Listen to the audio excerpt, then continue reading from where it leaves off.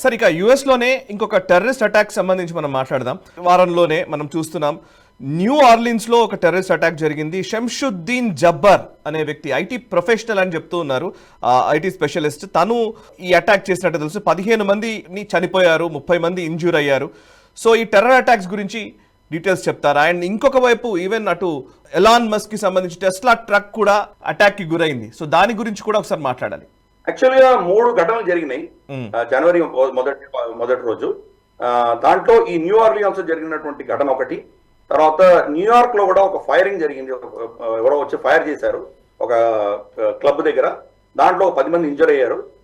మూడవది Elon Musk అంటే మన టెస్లా పికప్ ట్రక్ ఏదైతే ఉందో ఆ ట్రక్ లో బాంబులు పెట్టి పేల్చినటువంటి ఉదంతం, అది ట్రంప్ టవర్స్ దగ్గర పేల్చారు. సో ఈ 3 ఘటనలు జరిగాయి ఒకటే రోజు. 3 లింక్ అని చెప్పేసి అందరూ ఒక ప్రశ్న వేసుకున్నారు. కానీ ఫైనల్ గా వాళ్ళ ఏజెన్సీస్ అని ఏం చెప్పాయంటే ఈ 3 లింక్ కాదు, అన్ని కూడా ఇండివిజువల్ గా జరిగినటువంటివి అంటున్నారు. ఇప్పుడు షంషుద్దీన్ అన్న అతను ఎవరైతే న్యూ ఆర్లియన్స్ లో తను డ్రైవ్ చేసి కొట్టాడు, అతనికి చరిత్ర చూస్తే ఎక్కడ కూడా టెర్రరిస్ట్ కానీ ఇటువంటి ఆలోచన ఉన్నట్టు వాళ్ళకి ఏం తెలియట్లేదు. ఎందుకంటే అతను పుట్టింది అమెరికాలోనే పుట్టాడు, అతను అమెరికాలోనే చదువుకున్నాడు, అమెరికన్ ఆర్మీలో పనిచేశాడు, ఐటీ ప్రొఫెషనల్. అమెరికన్ ఆర్మీకి ఐటీ వింగ్ లో, మన టెక్నాలజీ వింగ్ లో పొజిషన్స్ లో పనిచేశాడు. ఆఫ్ఘనిస్తాన్ లో సంవత్సరం వెళ్ళి అక్కడ సర్వీస్ కూడా ఇచ్చి వచ్చాడు. తర్వాత ఆర్మీ నుంచి రిటైర్ అయిన తర్వాత అతను రియల్ ఎస్టేట్ ఏజెంట్ గాను, ఐటీ కన్సల్టెంట్ గాను చాలా పనులు చేస్తున్నాడు. కాబట్టి ఇటువంటి వ్యక్తి ఇంత రాడికలైజ్ అవుతాడని వాళ్ళకి ఎవరికి అనుమానం కూడా రాలేదు. కాకపోతే జస్ట్ ఈ ఘటన జరిగేదానికి కొన్ని రోజుల ముందర ఏదో వీడియో రిలీజ్ చేశాడు, వీళ్ళని చంపాలి అంటూ ఇటువంటిది ఏదో వీడియో రిలీజ్ చేశాడు. కనీసం అప్పటికైనా వీళ్ళకి రెడ్ ఫ్లాగ్ వచ్చి ఉండాలి. రెండవది, ఇటువంటిది ఆల్రెడీ జర్మనీలో వారం క్రితం జరిగింది కాబట్టి, క్రిస్మస్ టైంలో జరిగింది, షాపింగ్ అప్పుడు జరిగింది కాబట్టి ఇటువంటి జరగచ్చు ఏమో అని చెప్పేసి న్యూ ఆర్లియన్స్ ప్రభుత్వం కూడా బ్యారికేడ్స్ పెట్టాయి. బ్యారికేడ్స్ పెడితే బ్యారికేడ్స్ తప్పించుకొని వెళ్ళి కొట్టాడు.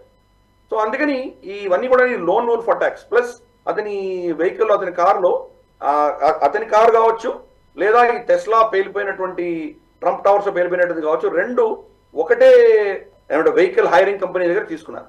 సో అది ఒక అనుమానం వచ్చింది, బహుశా ఇవన్నీ కోఆర్డినేటర్ గా జరిగిందా అని. కానీ ఫైనల్ గా వాడి రెండింటికి ఏమి సంబంధం లేదని చెప్తున్నారు. ఎందుకంటే ట్రంప్ టవర్ లో జరిగిన పీరియడ్ లో వైట్ అమెరికన్ ఇన్వాల్వ్డ్. అతను కూడా ఏంటంటే దాన్ని పేల్చే ముందర తన షూట్ చేసుకుని చనిపోయాడు. అతను చనిపోయిన తర్వాత ఆ ట్రక్ పేలింది అని చెప్పి ఇన్వెస్టిగేషన్ తెలుస్తోంది. కానీ న్యూ ఆర్లియన్స్ లో మాత్రం అతను గన్నులు తీసుకొని వచ్చాడు, ఐసిస్ ఫ్లాగ్ పెట్టుకున్నాడు. అన్ని ట్రక్ వెళ్ళిపోయి ఆగిన తర్వాత దిగి అందరి మీద ఫైరింగ్ చేయడం మొదలు పెట్టాడు. అప్పుడు రిటాలియేటర్ ఫైర్ లో పోలీసులు అతను చంపేశారు. కాబట్టి ఈ లోన్ వుల్ఫ్ అటాక్స్ అన్నది ఎలా ఆపగలుగుతాడు? ఎంత ఇన్వెస్టిగేషన్ చేసి ఎంత వీళ్ళు ట్రాకింగ్ చేసినా అసలు ఎక్కడా సిగ్నల్ లేకుండా సడన్ గా ఒకరోజు వచ్చి అటాక్ చేస్తే మా పరిస్థితి. కాబట్టి మనకు it is a big question mark. దీన్ని వాళ్ళు ఆన్సర్ చేయాలి. అమెరికన్ ఇంటెలిజెన్స్ మరి అంత పెద్ద ఇంటెలిజెన్స్ కదా, దీన్ని ఎందుకు ఆపలేకపోతున్నారు? ఎందుకంటే అక్కడ ఉన్నటువంటి లెఫ్టిస్ట్ భావజాలంతో ఉన్న ప్రభుత్వాలన్నీ కూడా డీఫండింగ్ ద పోలీస్ అని మొదలు పెట్టారు. మనకు పోలీస్ అక్కర్లేదు, వాళ్ళకి అంతంత వేస్ట్ చేయక్కర్లేదు.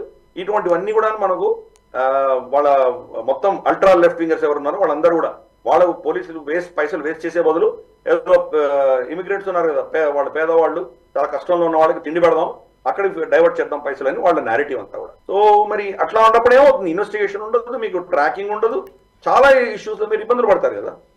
దీనికి 100% ఆపోజిట్ చైనా. ప్రతి మనిషి వాడు నవ్వుతున్నాడా, ఏడుస్తున్నాడా, సీరియస్ గా ఉన్నాడా, వాడు మొత్తం ఫేస్ ట్రాకింగ్ కూడా చేస్తారు. సీరియస్ గా ఉంటే నెక్స్ట్ టర్న్ లో పోలీసు వాడు చాపుతాడు మిమ్మల్ని. అంత వాళ్ళు కంట్రోల్ పెట్టుకుంటారు. అంటే అఫ్ కోర్స్ డెమోక్రసీలో అంత కంట్రోల్ పెట్టక్కర్లేదు, కానీ ట్రాకింగ్ అన్నది ఉండాలి.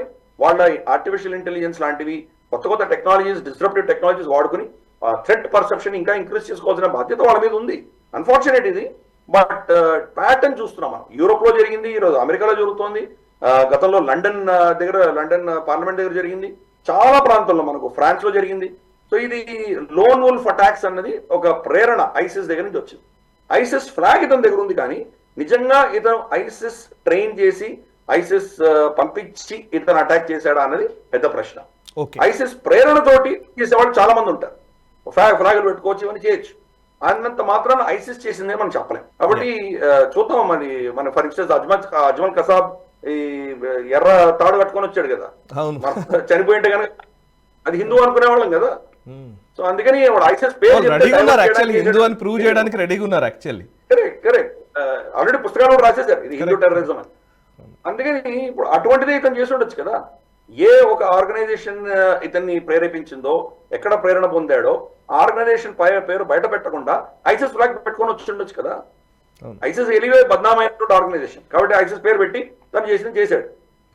ఏ ఆర్గనైజేషన్ ఇతన్ని ప్రేరేపించిందో అది బహుశా ఇన్వెస్టిగేషన్ లో తేలుతుందో తేలదో మనకు తెలియదు. కాబట్టి ఇటువంటివన్నీ కూడా ప్రశ్నలు ఉన్నాయి. అవన్నీ డీప్ ఇన్వెస్టిగేషన్ చేస్తే గానీ నిజంగా చెప్పలేము. ఇది మనకు అన్ఫార్చునేట్ ఇన్సిడెంట్ జరగంగానే దాని మీద దీని ఎవరి హస్తం ఉంది, దీని వెనక ఎవరు ఉంది చెప్పాలి అర్జెంట్ గా. అది మనం అలా ఉండకూడదు. బట్ ప్యాటర్న్ చూస్తున్నాము, అక్కడ జరుగుతున్నటువంటి ఇష్యూస్, రాడికలైజేషన్, అమెరికాలోనూ పుట్టి పెరిగి అమెరికన్ ఆర్మీలో పనిచేసినటువంటి ఆర్మీ వెటరన్ ఇటువంటి పని చేయడం అనేది ఆబ్వియస్లీ పెద్ద షాకింగ్. అది మీరు ఆర్మీలో ఎటువంటి ట్రైనింగ్ ఇస్తున్నారు, ఇటువంటి వాళ్ళు మీ ఆర్మీలో ఇప్పుడు ఉన్నారంటే కనుక వాళ్ళు ఇంకెటువంటి ప్రమాదాలు తీసుకురావచ్చు, వాళ్ళు ఎటువంటి సీక్రెట్స్ ని ఈ టెర్రరిస్ట్ ఆర్గనైజేషన్ వాళ్ళు పాస్ ఆన్ చేస్తున్నారు, ఇవన్నీ కూడా పెద్ద ప్రశ్నలు పుడతాయి కదా. ఈవెన్ ట్రంప్ టవర్ లో పేల్చినటువంటి వ్యక్తి వైట్ అమెరికన్ అయినా కూడా అతను కూడా ఆర్మీ వెటరనే. మరి మీ ఆర్మీ నుంచి బయటకు వస్తున్న వాళ్ళు ఇటువంటి టెర్రరిస్ట్ పనులు చేస్తున్నారంటే చాలా పెద్ద ప్రశ్న. వాళ్ళ ఆర్మీలో ఎంత కాంప్రమైజ్ ఉందో, వాళ్ళ ఎంత సెక్యూరిటీ ఇష్యూస్ ఉన్నాయో, వెటరన్స్ అక్కడి నుంచి బయటకు వచ్చిన వాళ్ళు ఎంత కాంప్రమైజ్ ఉన్నారో, ఇవన్నీ కూడా పెద్ద డేంజరస్ సిచ్యువేషన్ వాళ్ళకి అమెరికా. చూద్దాం రాబోయే రోజుల్లో వీళ్ళ రెస్పాన్స్ ఎలా ఉంటుందో. ఈ వీడియో మీకు నచ్చినట్టయితే లైక్ చేయండి, 10 మందికి షేర్ చేయండి. అలాగే కామెంట్ల రూపంలో మీ అభిప్రాయాలను మాతో పంచుకోండి. Nationalist hub group of channels ను సబ్స్క్రైబ్ చేసుకుని తెలుగునాట జాతీయవాద జర్నలిజాన్ని ప్రోత్సహించండి. ఈ వీడియో కింద ఉన్న బెల్ ఐకాన్ పై క్లిక్ చేయడం మర్చిపోవద్దు.